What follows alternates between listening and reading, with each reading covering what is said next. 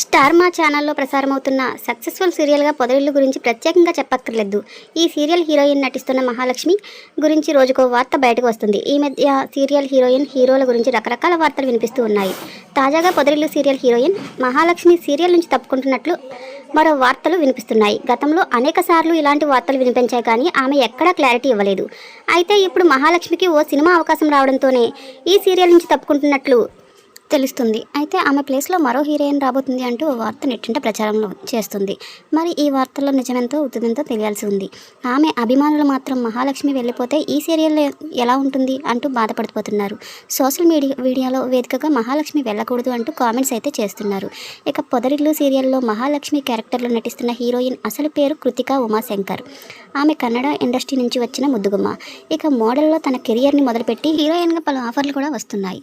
అయితే సీరియల్లో పొదరిల్లు సీరియల్ తన రెండవ సీరియల్ అయితే పొదరిల్లు సీరియల్కి రెమ్యునేషన్ అయితే రోజుకి 50,000 తీసుకున్నట్టు తెలుస్తుంది.